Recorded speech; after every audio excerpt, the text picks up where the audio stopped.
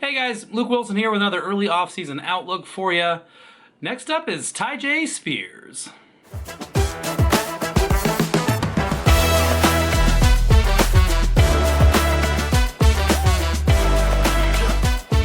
Tyjae Spears comes to the Titans in 2023 after a fantastic little college career at Tulane, after a stellar 2022 that saw him go for over 1,800 total yards, over 20 total touchdowns, almost 7 yards per carry, really excellent stuff. But Spears came to a Tennessee Titans team that found itself deep in a transitional period. Mike Vrabel, who really had enjoyed a pretty thoroughly successful tenure as the Tennessee Titans head coach, was being accompanied for the first time by a new general manager. Ran Carthon came over from the San Francisco 49ers organization, and he pretty quickly got to work remaking things to his liking. Goes and grabs Will Levis in the second round.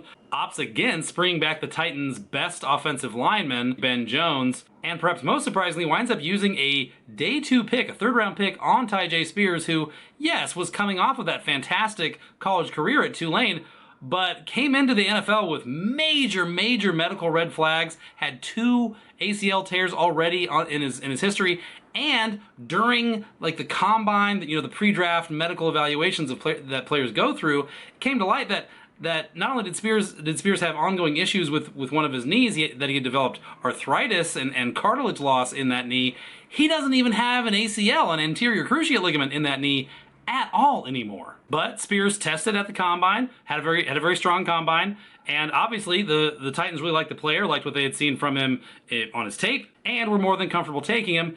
And then he stayed fully healthy through rookie camp, training camp, into preseason, and even winds up being a pretty big part of the Titans offense in 2023, despite the continued presence of the Titans' longtime 3-down running back Derrick Henry. That doesn't stop Tyjae Spears from getting pretty meaningfully involved in this offense and being pretty good in the process. He only runs the ball 100 times for the entire season, goes for about 4.5 yards a pop, but he gets very involved as a receiver pretty much from day one, and despite clearly being the lightning to Derrick Henry's thunder all season long, manages to rack up 52 receptions on 70 targets for the season, and really makes it very clear from day one that he is a legitimate weapon as a receiver out of the backfield in the NFL. This guy's for real, okay? This guy can play. So, am I bullish on Tyjae Spears in Dynasty right now? No, I'm not. And there is a handful of reasons why that is. So, for starters, the elephant in the room, yeah, that knee, that's going to be a problem, okay? I get that he has overcome it so far. It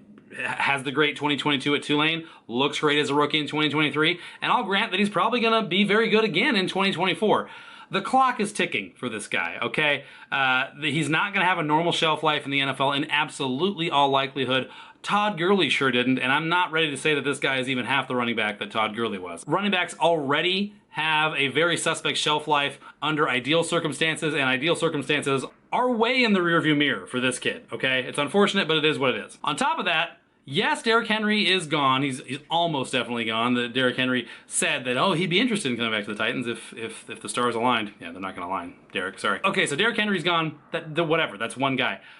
Free agency, ton of running backs available, lots of running backs available in the draft. The Titans are going to pair somebody with Tyjae Spears. Maybe Memphis native Tony Pollard, who is reaching free agency for the first time here in a few days, could be a fit. Never know. But regardless, Tyjae Spears is not going to have the whole Lunchable to himself. He might have the crackers and the cheese, but somebody else is going to eat the meat, okay? And on top of that, the Titans have wholesale change all around Tyjae, okay? New head coach, new offensive coordinator. Will Levis is a starting quarterback from week 1 for the first time.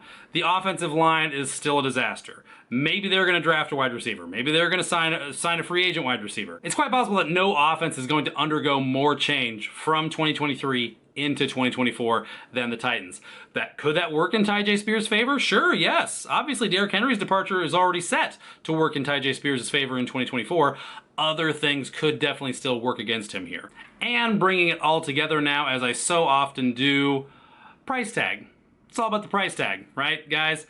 Right now, Tyjae Spears in Dynasty is going as something like the RB12, RB13 in Dynasty rankings, okay? His market is way hot. He is running hotter than Isaiah Pacheco. He is running hotter than Josh Jacobs. He's running almost as hot as James Cook, Saquon Barkley, Rachaad White, okay? He already finds himself standing basically shoulder to shoulder with these guys value-wise in Dynasty, i.e. what it's going to take to acquire him. That means you can get a lot for him in Dynasty right now. And yes, while I grant that he very well may have a very nice, very efficient season in 2024, especially adjusted for the fact that the Titans offense as a whole still might not be very good, the fact remains that I don't consider this a stable commodity, and the value, the return that you can get on this player in Dynasty right now is very high. I want to go capitalize on that right now. I don't particularly want to stick around and wait to see if Tyjae Spears' market is going to go higher. It could. I'm not betting on it. So do I like the player? Am I intrigued with Tyjae Spears as a fantasy football player? Yes, absolutely. I'm very interested to see how he does in 2024, how much of the workload the Tennessee Titans entrust him with in his sophomore season. But big picture, forest for the trees, him in Dynasty with the knee, with the Titans' volatility, not knowing how much of the pie they're ever going to be comfortable letting him eat and how long he'll be able to even eat it, I'm moving off of him in Dynasty right now. Though it gives me no pleasure to say it, the early offseason outlook for Tyjae Spears is he is a sell.